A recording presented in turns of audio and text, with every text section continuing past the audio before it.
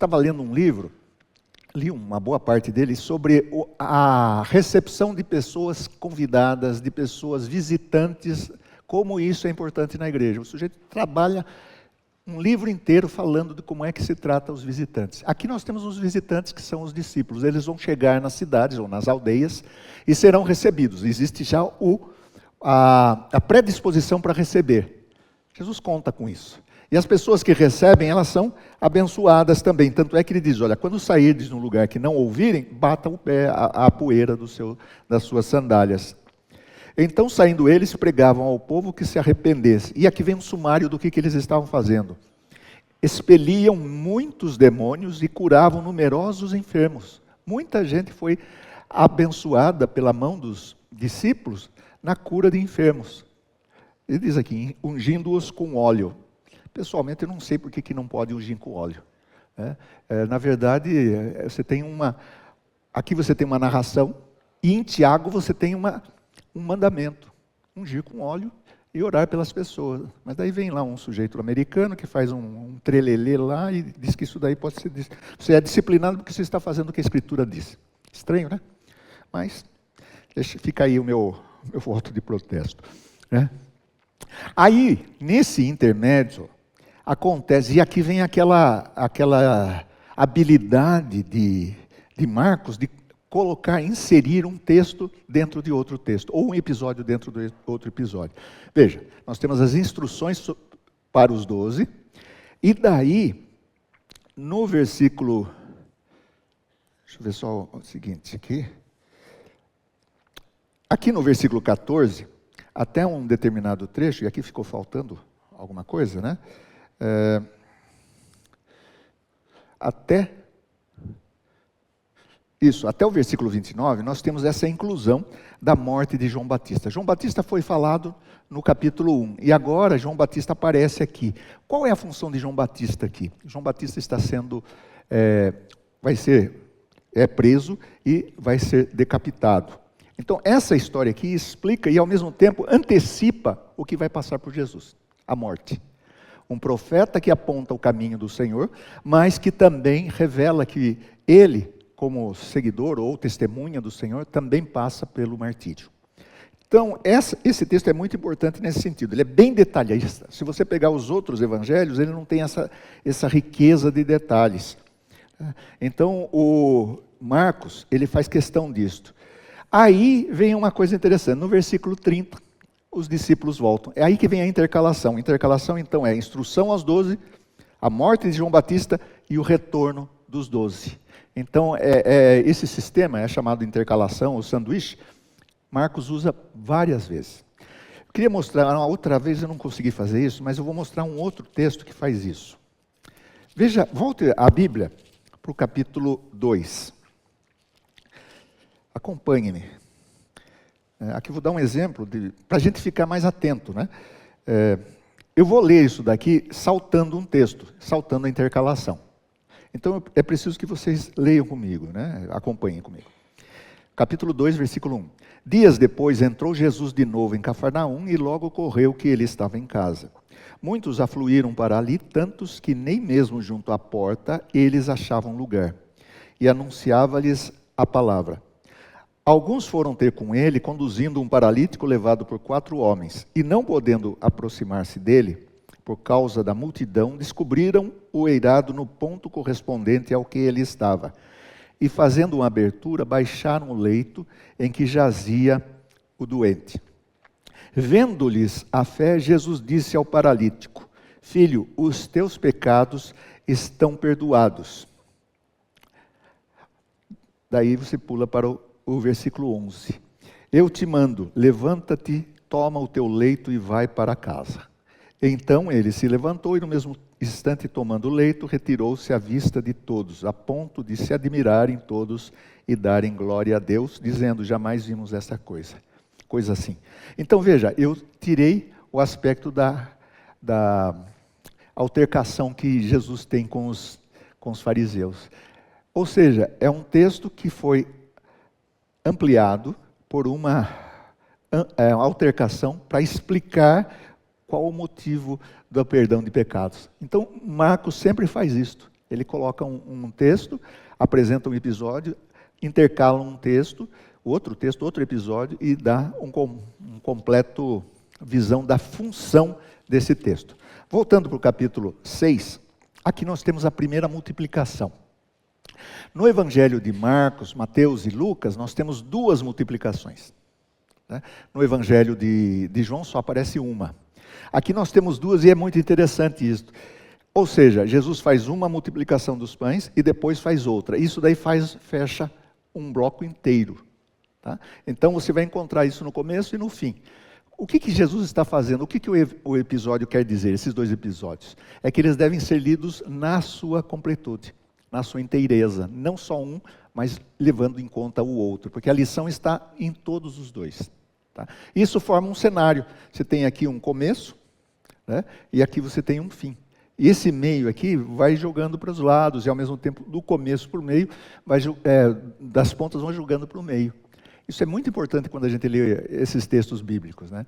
Em outras palavras, a gente precisa ser atento na leitura do Evangelho. Quando a gente é atento, a gente tem que ter mais gosto para ler. Quando a gente lê porque tem que cumprir a meta de ler a Bíblia em um ano, né? Não sei quantos aqui já passaram, eu também passei várias vezes por isso. Ler a Bíblia e ficar com a culpado, assim, um dia que não encrenca lá em Levítico e não sai do lugar, né? E a gente fica com aquela sensação de culpa, nossa, mais um versículo disso, né? Ou seja, perdeu o gosto, né? Nós não fazemos mais por gosto. E aí é isso, né? Até o superintendente de escola dominical começava a fazer assim, olha, você tem lido a Bíblia? Daí você dizia assim, eu não sei. Pois, o que você dirá quando Jesus perguntar, leste o meu livro? Né? Olha, como se fosse assim, dependesse a salvação de ler o livro, né? E eu responderia da seguinte forma, não sei, eu acho que ele vai perguntar outra coisa. O quê? Entendeste o que leste? Porque é muito mais sentido, é isso, não é você dizer que você completou esse tipo de coisa. É, na verdade, você entendeu, você apreciou, você pegou a riqueza disso. Então, esses textos têm essa função de mostrar que há um conteúdo que vale aí. Agora, veja só. O texto vai ser muito importante porque ele vai mostrar, no versículo 30, 31 seguintes, né? Então, aqui, deixa eu pôr aqui para vocês. Como Deus provê na prática. Os discípulos saíram, não faltou nada, mas agora ele vai dar um exemplo de como Deus provê. Versículo 31 do capítulo 6. E ele lhes disse, vinde repousar um pouco, à parte num lugar deserto. Isso significa que há necessidade sempre de descanso. Porque eles não tinham tempo nem de comer, visto serem numerosos os que iam e vinham. Eu fico imaginando, a igreja de repente sabe, a igreja é contemplada por um avivamento do Espírito, e pode acontecer, por exemplo, pessoas que são curadas, pessoas que são libertas, pessoas que são evangelizadas. Isso traz uma certa, vamos dizer assim, comoção e ao mesmo tempo interesse. E os obreiros não param de trabalhar, não conseguem, é dia e noite. É só pegar um obreiro que já viveu aí numa situação dessa, você vai perceber isso. É um atrás do outro. Pessoas que vai se orando, Deus vai mostrando o seu poder, né? Então, mas há uma necessidade de dar um tempinho também, né? Então, no versículo 34, ao desembarcar, versículo 32. Então foram sós no barco para um lugar solitário. Eles estão retirando, é um retiro. Muitos, porém, os viram partir e, reconhecendo-os, correram para lá a pé de todas as cidades e chegaram antes deles. Isso aí dá um tempo um espaço de 6 a 8 quilômetros. Eles estão atravessando o mar porque é mais rápido. Só que o povo circundou o mar e chegou antes. Você vê que a sede, a necessidade, o desejo é maior. Então eles chegam lá, era para descansar. Versículo 34, ao desembarcar viu Jesus uma grande multidão. E aí vem uma coisa linda. E compadeceu-se deles. Porque eram como ovelhas que não têm pastor. E passou a ensinar-lhes muitas coisas. Porque não é só os sinais, não é só essas maravilhas. O mais importante, o grosso, o conteúdo, o filé mignon de tudo isso, é o ensino de Jesus.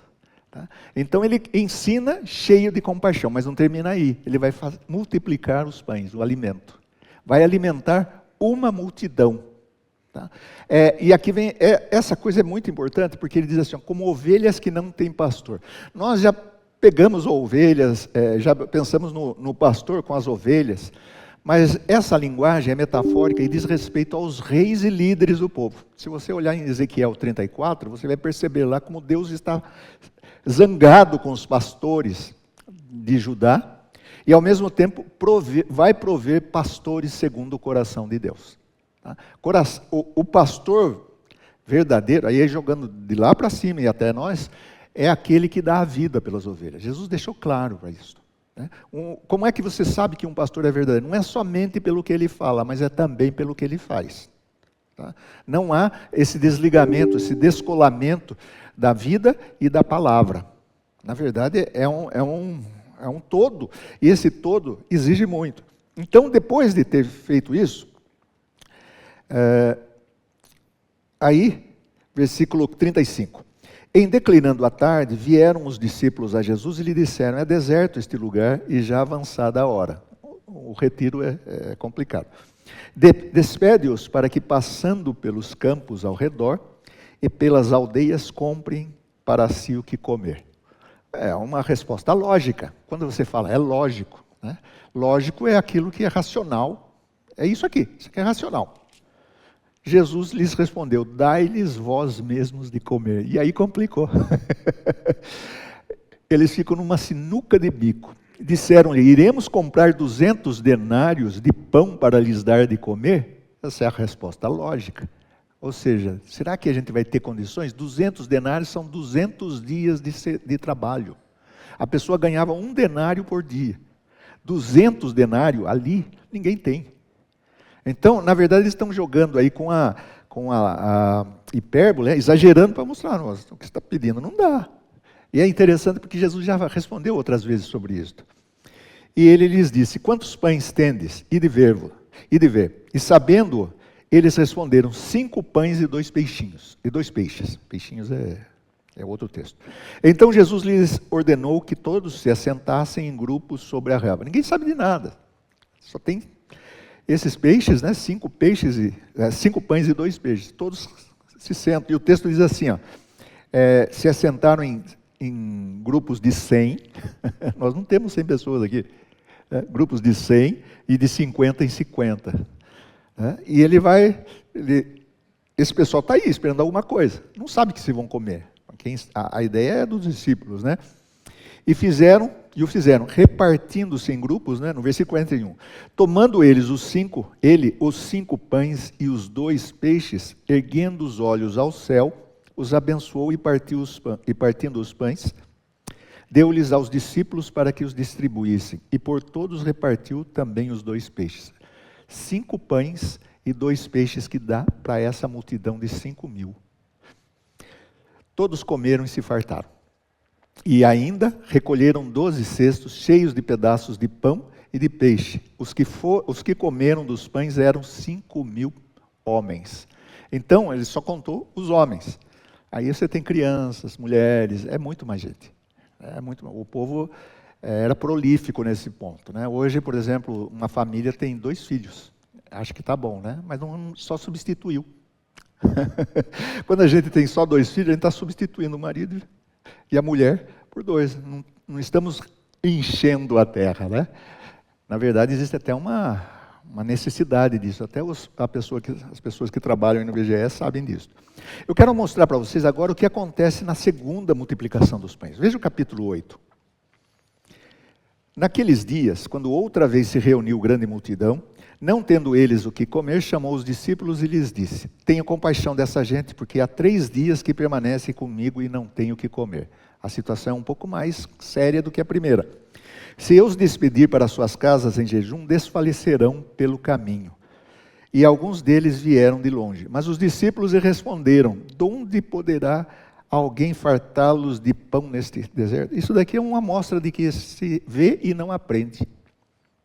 Eles já tiveram uma amostra de que por Jesus a mão de Deus age e não falta. E agora eles estão nessa crise de novo. A crise, depois que passou, parece que a memória se apagou. Se você olhar nesse texto, é isso que está dizendo aí. De onde poderá alguém fartá-los de pão neste deserto? E Jesus lhes perguntou: quantos pães tendes? Responderam eles: 7. Ordenou ao povo que se assentasse no chão e, tomando os 7 pães, partiu-os após ter dado graças e deu aos seus discípulos para que estes os distribuíssem, repartindo entre o povo. Tinham também alguns peixinhos e, abençoando-os, mandou que estes igualmente fossem distribuídos. Comeram e se fartaram. Aqui vem essa coisa muito interessante, né? Em Jesus sempre há fartura, não falta. Eu outro dia estava vendo a história de uma missionária, ela é viva ainda, é atuante. E durante a guerra civil na África, num dos países lá, ela estava com mais ou menos umas 100 crianças. O trabalho dela era com crianças, 100 crianças que estavam ou sem os pais, ou os pais são tão pobres, né? Então ela estava trabalhando com essas crianças. E no meio da guerra civil, ela tinha reservado lá uma quantia e tanto para alimentar essas crianças. Só que os cozinheiros, quando viram a comida, comeram quase a maior parte, né? Na verdade, a guerra faz isso, desumaniza. Você não pensa no outro, você pensa em si. Então ela ficou meio consternada, só tinha a comida que ela tinha levado, que era o alimento dela para os seus filhos, além dos outros, né? Mas só o dela. Daí ela orou a Deus e falou: vamos distribuir isso daqui. E começou a acontecer.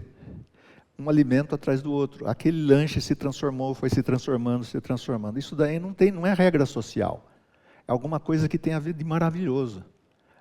Eu não sei quantos irmãos já experimentaram um pouquinho disso. Você está num acampamento e parece que vai faltar comida e não falta. E sobra às vezes, né? Mas a comida era para menos gente. Pois é, aqui era para menos gente e Deus fez isso. Apesar da dureza dos cozinheiros, das pessoas que estavam trabalhando ali, Deus fez mais. Isso daqui é chamado na Bíblia de maravilha. Essa é uma maravilha. Você tem curas, você tem exorcismos e você tem agora aqui maravilhas. É um momento assim deslumbrante, né? Que Deus age de uma forma maravilhosa. Isso pode acontecer e Deus faz isso. Na verdade, é Deus que faz, não é a nossa capacidade de fazer isso. Os discípulos tiveram essa segunda mostragem e veja o que eles dizem, né? Aí, depois disso, eles estão andando, né? Logo a seguir, tendo embarcado juntamente com seus discípulos, partiu para as regiões de Dalmanuta. Aí vem uma incredulidade dos fariseus, e saindo os fariseus, puseram a discutir com eles e pedindo um sinal do céu. Acabou de ter um sinal do céu. Por que pede essa geração um sinal? Em verdade vos digo que a esta geração não lhe será dado sinal algum. E deixando-os, tornou a embarcar e foi para o outro lado. Aqui se tem a dureza do coração dos fariseus. Ora, aconteceu que eles se esqueceram de levar pães. Notaram que eu falei para vocês? Existe o pão que começa e até onde vai o pão. Aqui o assunto é pão, é comer, é a necessidade mais básica. E no barco não tinham consigo, senão tantos pães ali que sobraram, eles não levaram nenhum. E isso causou um problema na cabeça deles. Preveniu-os Jesus, dizendo: vede, guardai-vos, olha o assunto, guardai-vos do fermento dos fariseus e do fermento de Herodes. E eles discorriam entre si: é que não temos pão. A limitação é tão grande que não consegue entender que Jesus está falando de coisa mais alta, né? Estão pensando no lanche, na merenda que não foi, né? É que não temos pão, né? Jesus, percebendo, lhes perguntou: por que discorri sobre o não terdes pão? Ainda não consideraste, aqui vem a reprimenda, considerastes, nem compreendeste, tendes o coração endurecido? Ou seja, o que é que faz que a pessoa não tome um passo? E isso é, o começo e o fim vai falar sobre isso. Ou seja, é o coração endurecido. Quando nós não cremos, nós não queremos crer, nós não queremos confiar. Então, quando nós oramos o Pai Nosso, nós estamos dizendo: eu confio em Ti, Senhor, para suprir o pão de cada dia. Eu vou mais longe. Existe uma lição um pouco difícil que eu vejo todos os domingos que acontece aqui, e às vezes pode ser mal interpretada. O pastor, o Tony, ele faz menção, ele toma todo um cuidado para que as pessoas não se sintam obrigadas, vamos dizer assim, constrangidas no momento do dízimo, só pedem dinheiro, só pedem dinheiro. Ele tenta trabalhar com isso, eu percebo isso nele. Isso já conversamos algumas vezes. E é fato, a gente não quer que as pessoas venham em troca. Mas, na verdade, a troca vem antes. Quando a pessoa vem e toma essa decisão, ela já acreditou que Deus não vai deixar faltar. E ela é imbuída, é repleta de um desejo de participação. Então, eu digo que pode acontecer de ficar enganado, porque ele está frisando isso, a necessidade, a importância de que você não se sentir constrangido. Por outro lado, há a necessidade de ter receita. Então, veja, é um problema, é um paradoxo. Não é e é. E aí, como é que se conta? Com gente que não tem coração duro. É simples assim. Não precisa nem ficar fazendo muita coisa, é só falar isso. Se você tem um coração que quer ser trabalhado, entre na causa. Ou seja, participe. Seja um participante, não seja só um ouvinte. Vocês já ouviram essa palavra, ouvinte? No conservatório foi a primeira vez que eu ouvi. É a pessoa que não está matriculada. E ela vem quando quer. Né? O ouvinte é aquele que só ouve e não participa. Nos cursos de mestrado também tem isso. Quando eu comecei a fazer mestrado, havia os ouvintes. Os ouvintes participavam, falavam, né? Mas não tinham trabalho de escrever, nenhum trabalho escrito. Não tinham nota também. Também não eram aprovados, mas eram ouvintes. Então, na igreja nós podemos aplicar isso. Não seja um ouvinte, seja um participante. Seja um daqueles que, como Jesus está chamando os seus discípulos, para experimentarem essa bênção que é participar do reino. Porque excede todas as coisas. E não precisa ter celular. Os livros estão aqui, ó, né? Ele traz isso, isso que Jesus falou para a missão. Confie em Deus. Confie em Deus. Confiar em Deus é uma atitude, nesse caso, é saber que Deus provê todas as coisas. Existe um livro aí enorme falando sobre providência, mas esse texto é pequenininho e diz a mesma coisa. Confie em Deus que Deus providencia. Não deixa falhar.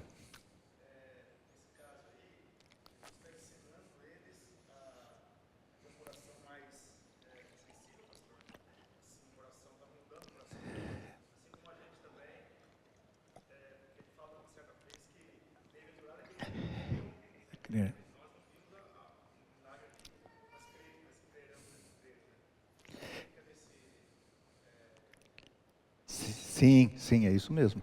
O coração duro, ele não acredita. Coração duro significa isso. Lembre-se o seguinte, coração não é emoção. Na Bíblia não é emoção. Coração é o centro da razão. Crer com o coração, entender com o coração significa isso. Você entender é o jeito hebraico de fazer. O grego fala que o coração é o centro das emoções. Mas no aspecto bíblico, o centro das emoções são as tripas. Entranhados afetos de misericórdia. O que é isso? É as tripas. Tripas, coração. Já viram essa frase? É uma junção dos dois. Né? Na Escritura, quando ele fala de coração, é entendimento. Então você alimenta o coração ou você não alimenta. Você alimenta desconfiando. Né? Você alimenta não acreditando. Quantos aqui já viajaram de ônibus? Você entra ali, vai fazer uma viagem longa. Você senta e você dorme, tem um ar-condicionado ali, hoje tem, né? Antes era condicionado de fora. Aí você dorme, né? Fumavam, era complicado. Aí você está ali, você está dormindo, você chega, desce, que viagem boa, né? E você confiou totalmente no motorista. Às vezes, o motorista é ruim, mas aí, a hora que você entrou, você já deixou tudo para ele, você não vai ficar ali, será que ele vai conseguir? Você não faz isso, né? Você vai perder a viagem.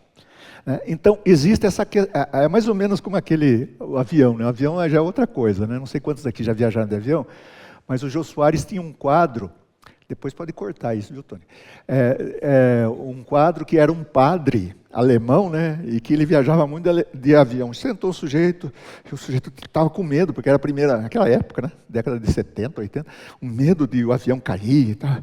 Ele disse, você está preocupado com o avião? Sim, não se preocupe, avião é muito seguro. ele é muito seguro, ele é mais seguro que carro. Pode ficar tranquilo. Eu já viajei muito, né? É verdade, é. O sujeito ficava assim, mais sossegado, ele dizia, carro voa. Ou seja, ao mesmo tempo que ele provocava a fé, ele detonava a fé. Né? Então, essa questão é que a gente entra e acredita, e faz isso. Você tem filho, você não sabe se vai dar conta dele chegar até a... Nós temos até uma lógica meio invertida aí, né? Porque filho não é para você criar, para eles ter sucesso, é para você criar e ele cuidar de você na velhice. Né? Biblicamente é assim, né? Mas a gente inverte. Mas mesmo assim, invertendo, a gente ainda acredita que a gente vai dar conta. Ou seja, um monte de coisa a gente faz com o coração sensível. Aqui também. Ele está ele está ensinando os seus discípulos a confiarem em Deus. Porque extrapola a lógica. Enquanto fica na lógica, é tudo certinho, quadradinho, se é desse jeito ou não. Agora, quando extrapola, você tem que... Olha, eu tenho que acreditar no que Deus diz. E o problema não é Deus, é nós. Somos sempre nós. Deus não falha, Deus não trai, Deus não mente. Mas a gente, será que não mente? Será que não falha? Coração duro. Tá?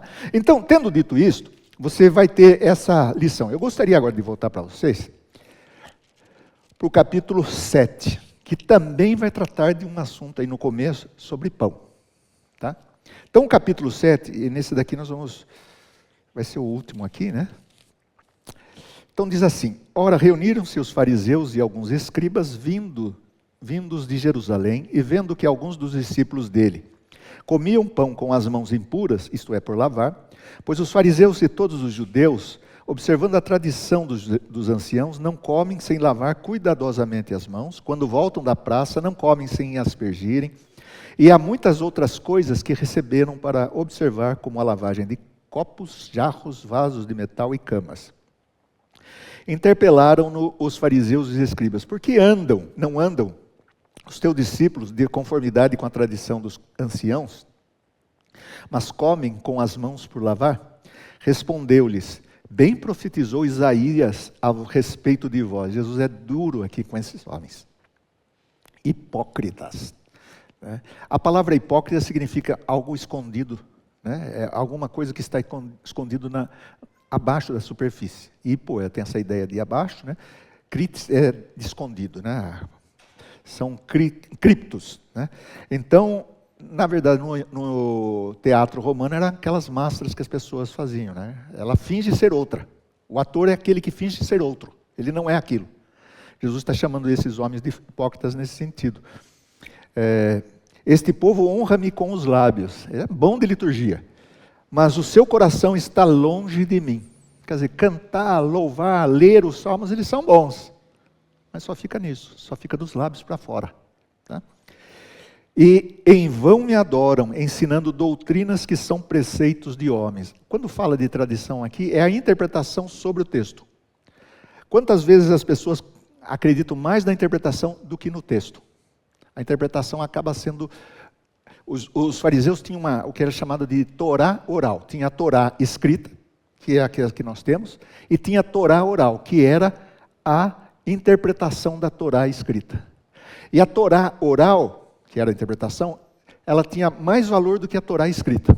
É por isso que Jesus está batendo aqui neles. Né? A Torá oral, os fariseus chegavam a dizer assim, olha, Deus não deu, por que Deus não deu a Torá oral para os gentios? Eles já viam que os gentios também estavam lendo as escrituras. Daí eles diziam, é para que os gentios, para que não caísse nas mãos dos gentios e eles desfizessem a tradição. Tá? Então existe essa questão do valor da tradição. Só que a tradição é interpretação e pode ser questionada. E ele vai dar um exemplo disso. Negligenciando o mandamento de Deus, guardais a tradição dos homens, a interpretação. E disse-lhes ainda, jeitosamente rejeitais o preceito de Deus para guardardes a vossa tradição. E aqui ele vai dar um exemplo muito prático. Pois Moisés disse, honra teu pai e a tua mãe, e quem maldisser a seu pai ou a sua mãe será punido de morte. É o mandamento. Vós, porém, dizeis, se um homem disser a seu pai ou a sua mãe, aquilo que poderias aproveitar de mim é corban, isto é, oferta para o Senhor, então o dispensais de fazer qualquer coisa em favor de seu pai ou de sua mãe. O mandamento é cuidar dos pais. Mas eles criaram uma questão econômica e disseram, não precisa criar. Se você fizer isso para Deus, e não precisa entregar, é só fazer que... Ou seja, o jeitinho. É mais ou menos o que está aí hoje. Né? Nós ficamos tão acostumados com isso que quando vemos uma família, uma pessoa cuidando dos seus pais, achamos assim, nossa, que peso, né? Que terrível coisa. Não é terrível coisa. Você foi criado para isso. Tá? Terrível coisa é não ter filhos para que cuide de você. Mas nós somos tão orgulhosos que nós acabamos... Essa é a nossa cultura ocidental. Nós criamos um negócio assim, olha, eu tenho 3 filhos, será que eu vou dar conta de criá-los, de pagar? Olha, isso é coisa nova. Veja na antecedência dos seus pais, dos seus avós. Veja quem pôde fazer faculdade. Veja quem pôde fazer escola. Que aprendeu a ler e escrever. Era um luxo. E agora a gente diz assim, não, eu vou dar tudo o que ele quer. Não tem esse negócio de dar tudo o que ele quer, porque você não tem tudo o que ele quer, que você quer. Você, não é a vida assim, não é assim preparar, eu vou lá fora, o mundo tem que se ajeitar a mim. Não é isso, é o contrário. O mundo não se ajeita a você, você vai ter chefe chato, você vai ter colegas chatos, você vai ser o chato. Né? Então, não tem jeito de você escapar disso. Né? Não pense que você é vítima, você também é terrível. Né? Pergunta para sua mulher. Pergunta para sua mãe. Pergunta para o seu esposo. Não tem jeito. É por isso que a Bíblia diz, o amor, ele esconde, ele cobre milhares de transgressões. Por quê? Porque se você pedir perdão toda hora que você pensa alguma coisa para ela, de falar para ela, né, você vai ficar o dia inteiro pedindo perdão. Então, o amor chega no fim do dia assim, cobriu tudo. Esqueceu tudo. Amanhã está lá de novo, né? Eu até acho interessante, porque eu estava até brincando com o irmão, eu falei, quando a pessoa acredita no casamento, ele casa de novo. Né? Então, são pessoas que creem no casamento, e é verdade, né? Mas voltando aqui à coisa, é o seguinte, os filhos, honrar o pai e mãe não é dizer, pai, com licença, muito obrigado, Senhor. Não, honrar pai e mãe é na velhice cuidar dos pais e mães. É levar, não dizer assim, que peso, vou estar lá, está doente, está perdendo a memória. Vai perder a memória. É ficar velho para você ver isso. Eu desço aqui, né? Eu acho que, não sei se já perceberam essa escada aí, quem está descendo parece que está mancando, né? Ela não faz 2 passos, né? Ela faz um, faz um. Isso é coisa sua, Tony. Então eu fico mais velho ainda. É por isso que tem que ir por ali, ó. O Tony faz, eu vi já o Tony desce por ali, ó. É espertão. Então, veja bem isso daí, gente. É muito interessante porque nós temos um problema. Deixa eu fazer uma aplicação aqui. Nós temos um problema que chama-se etarismo. Já ouviram falar isso? É tratar o velho com preconceito. É velho, é caduco. Né? A gente faz piada. Antes era a piada da raça, agora é dos velhos. Está acabando, porque o mundo está falando que não pode. Agora, o mundo precisou ensinar a igreja? Não precisaria, porque está lá em Eclesiastes. Quando você jovens, né, moços, lembre-se do Senhor na vossa mocidade. Por quê? Porque antes que cheguem os maus dias. O que é um mau dia? É quando começar, o cabelo fica branco, quem tem, os moedores, os dentes começarem a cair. Cai, gente, cai. Né? O que mais? Parece que você tem um peso nas costas. Você tem um algodão no ouvido, você não consegue ouvir as coisas. Né? A sua fala é mole, você não consegue sentir mais o cheiro. Ou seja, é um desgaste natural, normal da pessoa. Então, às vezes nós entramos nisso e não percebemos isso. Você vai perceber só quando ficar velho. Quando eu havia me formado, eu fui ordenado nesse presbitério. E a nossa igreja foi quase que, no caso, não foi a igreja, fui quase processado porque na igreja batia a palma e levantava a mão. E ia pôr bateria lá. Essa igreja aqui estaria fora, o Tony já teria... isso há 30 anos atrás. Né? Nossa, deu um trabalho, tinha aqueles presbíteros covardes, chegavam na hora, não tinham coragem, nem todos, os meus lá. Daí, foi um sufoco, daí voltaram atrás, Lembra que foi o reverendo Raimundo que dirigiu a reunião e falou assim, não, ele não pode fazer isso, teve que voltar. Teve alguém que teve bom juízo, por isso que ele está vivendo até 100 anos. Ou seja, um bom juízo, percebeu isso daí. Agora, o que eu falava naquela época? Olha, quando você vai cantar uns cânticos, porque era só hino que podia, lembre-se que seu filho canta os hinos, os cânticos. Você está cantando não os seus cânticos, mas está cantando os cânticos que seu filho canta. Ou seja, para integrar, para a ideia de que somos um corpo só. Hoje eu falaria diferente. Quando você canta o hino, lembre-se que é o hino que seu pai canta, que sua avó canta. Não despreze. Porque cada um desses cânticos e cada um desses hinos tem uma história. Não deixe os outros falar assim, ai, que saudade dos hinos. Não, os hinos são nossos, são uma composição enorme que nós estamos agarrando. Né? Então, quando se fala de todas essas coisas, existe tradição boa, existe. E existe tradição ruim, e existe tradição que não serve para nada. A deles aqui era assim. Né? Aí, depois dessa conversa toda, essa discussão tem a ver com puro e impuro. Tá? Então, por que você lava a cama? Por que você lava as mãos? Não é porque tem germes, viu, gente? No mundo antigo não se sabia disso. Germes só foi conhecido no século XIX. Eu não sei se sabem a história, como que se descobriu a higienização da mão. Lá na França, vou contar rapidamente isso.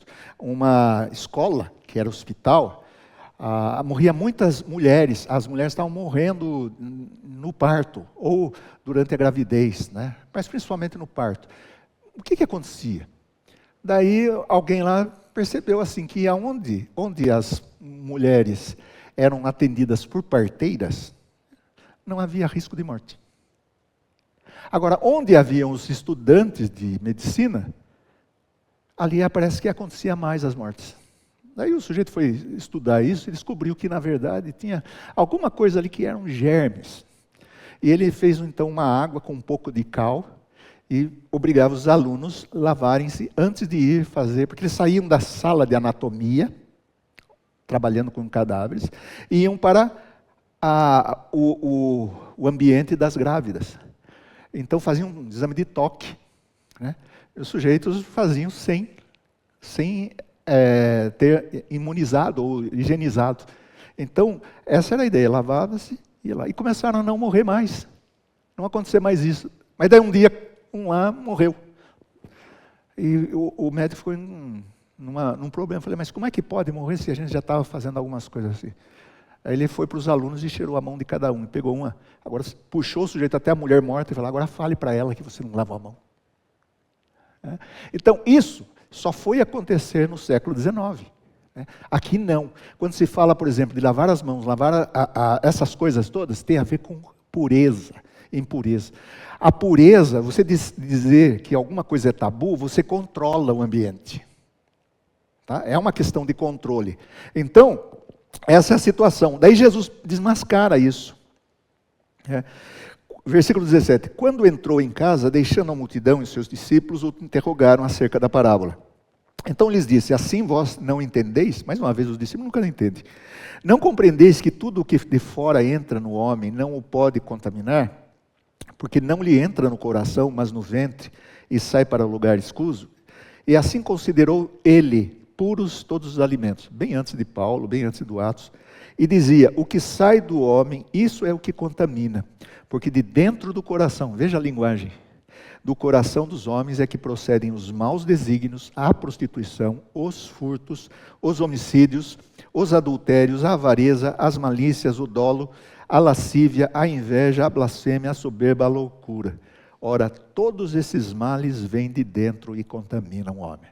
Jesus deu uma lição do que realmente importa. E aí, para encerrar, a mulher cirofenícia. Por que logo depois Marcos coloca esse relato? Porque do ponto de vista judaico, essa mulher era impura. Tá? Levantando-se, partiu dali para as terras de Tiro e Sidom. Tendo entrado numa casa, queria que ninguém o soubesse. No entanto, não pôde ocultar-se. Porque uma mulher cuja filhinha estava possessa de um espírito imundo, aqui possivelmente seja uma criança de 3, 4 anos. Tá? Porque o diminutivo usado no grego é para esse tipo de idade. Tendo ouvido a respeito dele, veio e prostrou-se-lhe aos pés. É uma estrangeira, o texto diz grega. E nessa linguagem aqui, ela é grega no sentido de ser da classe alta. Tá? É de uma classe mais elevada, financeiramente. Esta mulher era grega de origem sírio-fenícia. Mas isso não significa que não tenha problemas em casa. Tá? Mas Jesus lhe disse, deixa primeiro que se fartem os filhos, porque não é bom tomar o pão dos filhos e lançá-los aos cachorrinhos. Veja, toda essa linguagem aí, em parte tem a ver com pureza, porque quem tem cachorro em casa não é judeu. Tá? Cachorrinho, essa linguagem, são dois animais que são impuros. O suíno, o porco, não o suíno, né? Hoje fala suíno, porque é carne boa, né? Os porcos e os cachorros. Pedro usa essa linguagem, né? Voltou ao próprio vômito. Quem volta ao próprio vômito? O cachorro. Quem se refestela na lama? O porco. Então são dois animais impuros. Aqui você tem cachorrinhos, ele usa um diminutivo. Esse diminutivo é para dar uma aliviada. Que será? Será que é aqui mesmo? Então, voltando aqui, estou brincando, né? A frase que ela diz, possivelmente seja o seguinte: aquela região era uma região de plantação, de colheitas, né? E havia uma frase para os judeus que diziam assim: a gente está na nossa terra e a gente não come o pão que é nosso. Né? É lançado para os cachorros comem. Ou seja, é um preconceito enorme. E Jesus pegaria essa frase e transformaria. Quando ele diz assim, então a mulher diz, né, que pede para expelir, deixa primeiro que se fartem os filhos, que era a linguagem dos judeus, porque não é bom tomar o pão dos filhos e lançá-lo aos cachorrinhos. Você pegar o pão e jogar para os cachorros, não faz isso. Ela, porém, lhe respondeu, sim, Senhor, está certo, é verdade. Mas os cachorrinhos, aí vem o diminutivo de novo, debaixo da mesa comem das migalhas das crianças. Ela está dizendo, eu só quero um restinho, eu só quero uma migalha. É a única pessoa que consegue vencer Jesus numa discussão de palavras. Não é interessante isso? Uma sírio-fenícia, uma mulher que tem uma criança que tem um demônio horroroso, né? E numa simplicidade ela vence. E Jesus se deixa vencer, mas é bonito, né? Mesmo assim, vamos exagerar também, né? As migalhas das crianças. Então ele disse, olha que interessante, por causa desta palavra, podes ir, o demônio já saiu. Voltando ela para casa, achou a menina sobre a cama, pois o demônio a deixara. Lembra-se que ele disse assim, é do coração que procedem os maus intentos e tal. A hora que ela falou isso, ela já estava cheia de fé. Então, cai muito naquilo que os fariseus estão sendo considerados hipócritas. Falam, mas não creem. Ela crê, mas fala. Então, por causa da palavra que é cheia de fé, pode ir.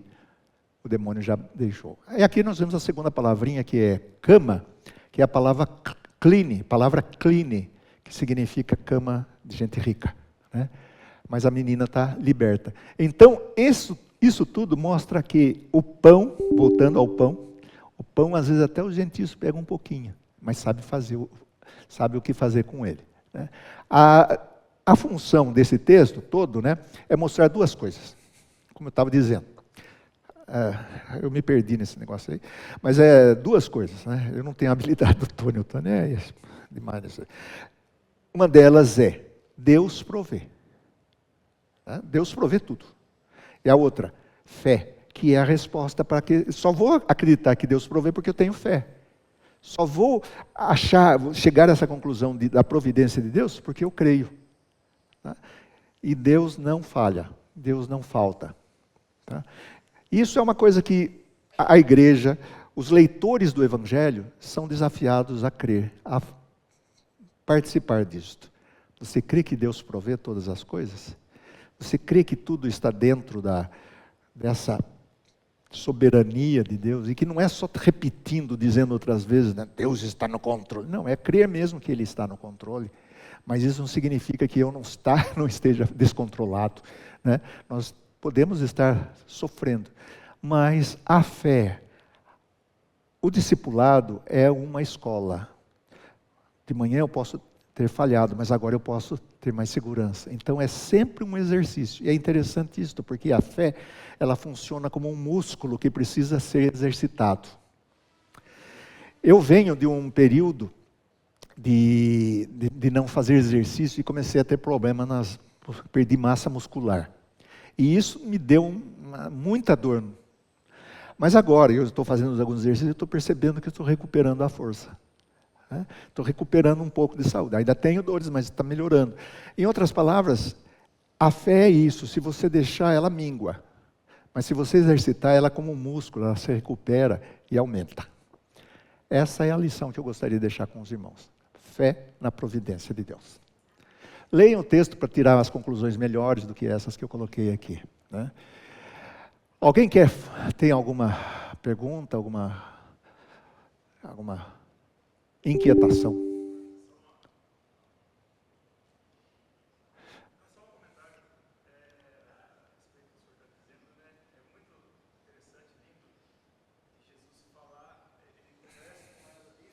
Uhum.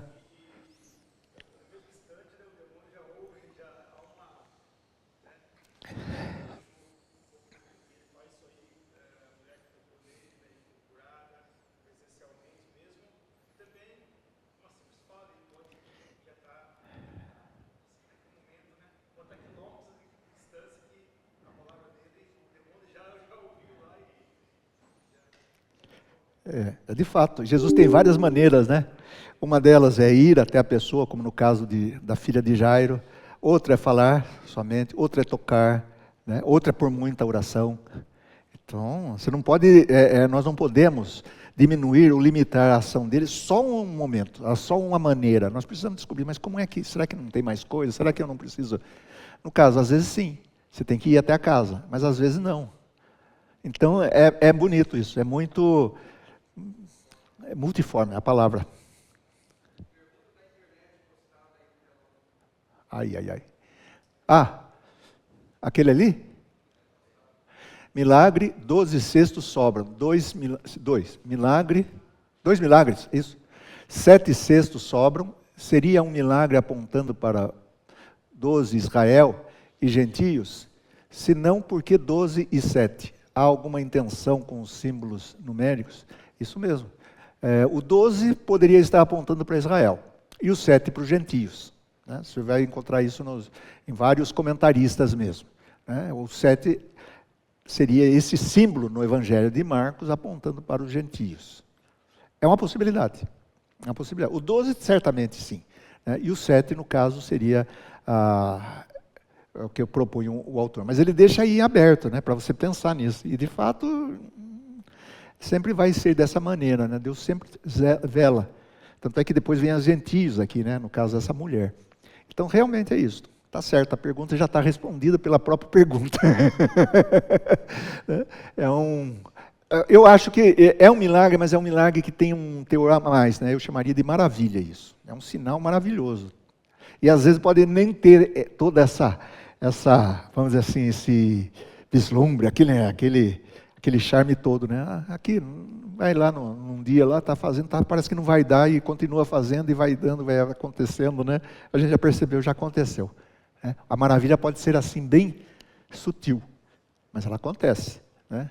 É isso. Mais alguém?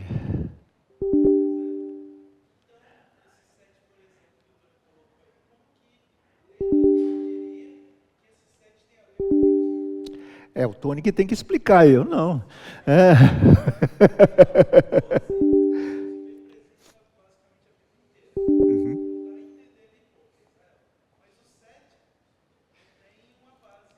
É verdade. Gostei da pergunta. Então, aí que está, cada um... Aquele sabonete, né? Não, você está certo, né? Você também, não, estou pensando bem, né? Parece outro personagem do Jô Soares, né? Você, quem é você? Eu sou o Múcio. O Múcio, ele é o sujeito que fica de todos os lados, né? Ele fica da esquerda, da direita, do centro. Eu penso disso, mas é isso, é verdade, daí ele volta, né? Parece isso. Mas o 7, nesse caso aqui, né? Tem a ver com onde foi, o que aconteceu depois aqui, no caso, a mulher. Marcos, os estudiosos percebem que em Marcos, a prioridade é Israel. é Israel. Jesus vai pregar, tanto é que ele diz assim, ó, não convém, aqui nesse caso, né, tirar o pão das crianças e jogar para os cachorrinhos. Né? A mulher deu um nó em Jesus e mostrou, é assim, mas tem um outro jeito. Né? Então, a pergunta que se faz em Mateus não dá pra, já está respondida, é o seguinte, Marcos apresenta Jesus alguma coisa aos gentios? Sim. No caso dessa mulher, possivelmente os 7, aí lembrando dos 7 lá, mas aí eu não queria forçar o texto, deixar assim. Né? Mas há uma reserva simbólica falando aos gentios. Tá? Então, eu queria mostrar isso.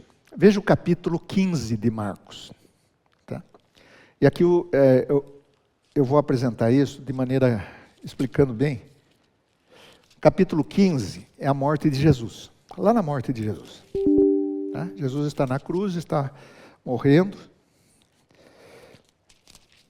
Capítulo 15, a crucificação. Lá no versículo 33. Chegada a hora sexta, houve trevas sobre toda a terra, até a hora nona. A hora nona, clamou Jesus em alta voz, Eloi, Eloi, lama sabachthani, que quer dizer, Deus meu, por que me desamparaste? Alguns dos que ali estavam, ouvindo isto, diziam, vede, chama por Elias. E um deles correu a embeber uma esponja em vinagre e pondo-a na ponta de um caniço, deu-lhe de beber, dizendo, deixa, vejamos se Elias vem tirá-lo. Mas Jesus, dando um grande brado, expirou. O véu do santuário rasgou-se em 2 partes, de alto a baixo, e aqui, ó, o centurião que estava em frente dele, vendo que assim expirara, disse, verdadeiramente este é o Filho de Deus. É nessa palavrinha aí que está a representação dos gentios. Se você olhar o evangelho todo, nenhum discípulo chega a dizer que Jesus é o Filho de Deus. Pedro chega e diz assim, ó, tu és o Cristo, Filho de Deus, que é o versículo 1, do capítulo 1 está lá. Princípio do evangelho de Jesus Cristo, Filho de Deus. Essa é a confissão correta, completa. Mas quem fala isso? Deus diz, tu és o meu Filho amado. Na transfiguração, este é meu Filho amado, a ele ouvi. E a terceira vez que aparece uma declaração, essa declaração está aqui. Verdadeiramente este era o Filho de Deus. Ele não disse isso depois de ver Jesus transfigurado, não foi nenhuma voz, não foi, na verdade, nem Jesus tinha ressuscitado. E ele chegou à conclusão, este aqui é o Filho de Deus.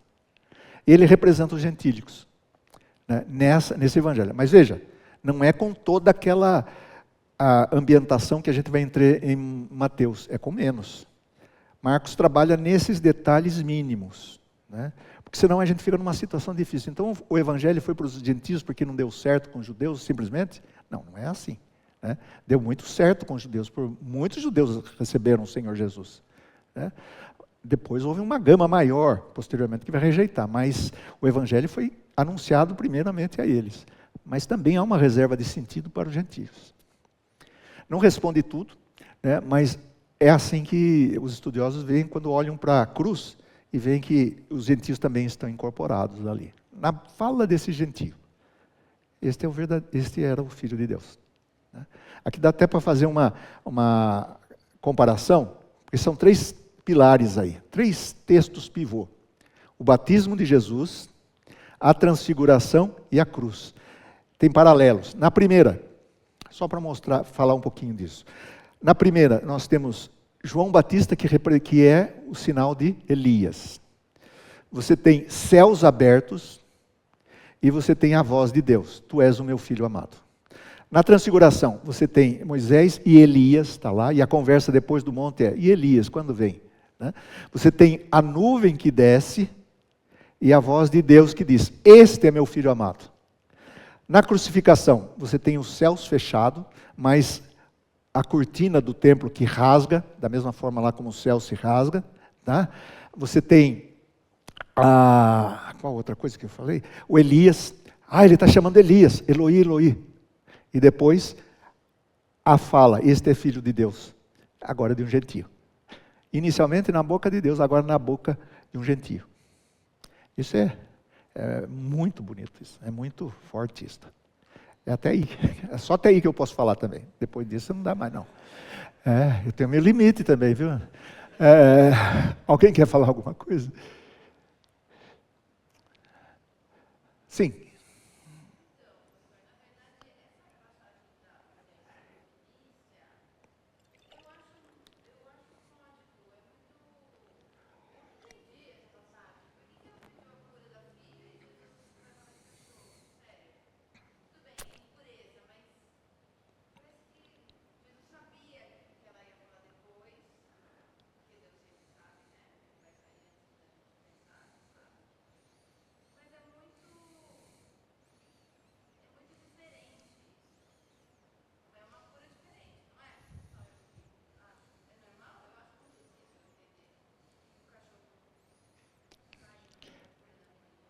Veja.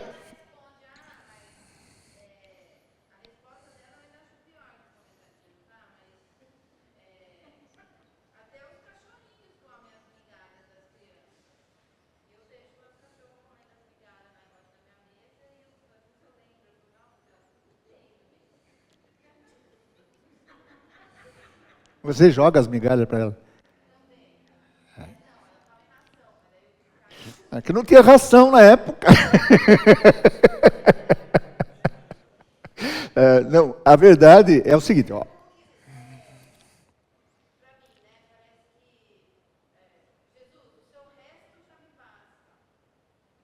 É isso, não tem jeito. O que ela está falando é isso, só que o resto de Jesus é muito, né? Mas lembre-se, a prioridade de Jesus, é até interessante como é que é a prioridade, ele vai para o território gentílico. Né? Aí vem uma coisa interessante, muito importante, que é nas entrelinhas que a gente descobre. Né? Não responde tudo, mas dá umas dicas. Por exemplo, Tiro e Sidom, onde acontece isso no Antigo Testamento? Na época de Elias, quando o céu ficou 3 anos sem chover, não dava chuva, e Elias sai da região e vai para a região de Tiro. E ele é alimentado por uma viúva que só tem um menininho, uma criança, e ela tem pouco. Mas ela, confiando no profeta, na palavra do profeta, ela vive. E aí vem uma coisa interessante. Deixa eu ver se eu consigo destrinçar isso. No mundo do Antigo Testamento, ou nesse mundo de Elias, os deuses, eles são fixos. Eles não saem de um lugar e vai para o outro. O Deus não vai de um lugar para o outro. Ele é adorado e ele só age na nação que ele é adorado. Então, quando Jezabel traz Baal para ali, ela está evangelizando, evangelizando o povo e abrindo espaço para Baal habitar ali. Agora, quem é Baal? Baal é o Deus das tempestades. Só que no período que o povo está adorando a Baal, não chove. E Elias, ele sai do seu território e vai para o território de Baal e faz um milagre. Ele invadiu o território de Baal. Para mostrar que Deus, ele extrapola limites. Então, olhando para isso, se percebe que apesar de Jesus ter uma vocação inicial só para os judeus, e é isso que ele vai tratar, tanto é que ele diz para os discípulos inicialmente, mas ao mesmo tempo há uma reserva, uma possibilidade dos gentios. Essa mulher representa os gentios. Né? A linguagem dela é própria de quem está falando para estar sendo ofendida ou ofendendo. Porque essa expressão, o que era para ser nosso, está caindo na mão dos gentios. Isso eles falavam. E Jesus reverte isso. Ele pega a palavra, aquilo que é para nós está sendo jogado aos cachorrinhos. A frase certa era aos cães, adultos, né? Coisa impura. Mas essa mulher é grega, ela tem cachorrinho em casa. Né? E ela sabe disso. Ela entende a frase, né? Mas ela pega essa frase e devolve para Jesus com uma nova interpretação. Eu acho legal isso. Legal pelo seguinte, as mulheres na Bíblia sempre dão um nó nos homens. Tá? Pode ter certeza. As mulheres são muito mais sábias. Né? Por exemplo, me perdoe, né? Vai parecer feminista, não interessa. Mas veja bem, eu lembro de um professor que dizia assim, olha, os reis, os anciãos vão lá na reunião, na praça da cidade, vão discutir. Eles acham que eles estão tomando a decisão, mas eles chegam em casa e conversam. Quem está tomando decisão? A mulher, quando está lavando a roupa lá no rio, conversando com a outra. É mais ou menos assim, ó. Hã?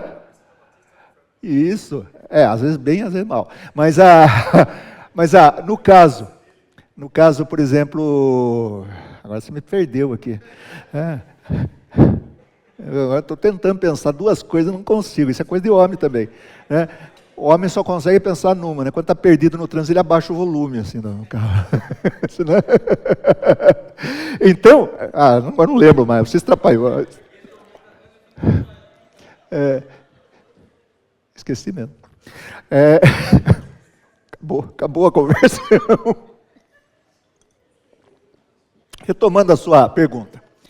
A questão dos cães. Né, o que você pegou a ideia. É isso mesmo.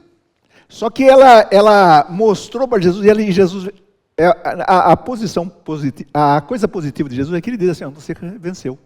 Está certo. É isso. Né? Não é mais que isso. É uma discussão entre tá ali, mas que ela venceu. Né? E é na vitória de Jesus, por causa da sua palavra. Ou seja, porque você ganhou, você leva. É mais ou menos isso, não dá para ir longe disso. Né? Os cães representam os gentios aí, os cãezinhos, nessa parábola. Né? Representam os gentios. Mas os cãezinhos podem ter precedência até dos filhos, porque eles pegam um pouquinho. Né? Então, eu não sei mais o que dizer.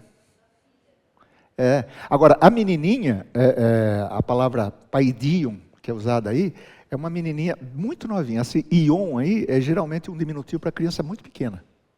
Ela era muito pequena e a palavra usada para demônio, ele é muito horroroso. Né? Então, imagina você viver isso. Isso é impureza. Como é que são chamados os demônios na Bíblia? Demônios imundos, espírito impuro. Quem entrasse naquela casa ficaria impuro. Né? Você tem comida que torna impuro, você tem pessoas que tornam impuro e tem demônios que tornam as coisas impuras. Então, imagina você passar a vida toda e ter aquele problema lá em casa. E de repente, com a palavra que ela provocou em Jesus, é um lance. Isso daqui é visto na teologia bíblica como uma abertura para os gentios. Né? Foi sendo construído. Né? Claro, Jesus sabe todas as coisas. Né? Mas é muito bom, não deixa de ser na história, né? É diferente de você pegar uma coisa pronta, fazer uma arrazoada, né? Não, isso aqui é uma história que fala de um princípio que vai vigorar aí mais para frente. É só isso que eu posso dizer para você, não posso ir muito mais longe com isso, senão eu vou começar a inventar, daí fica feio.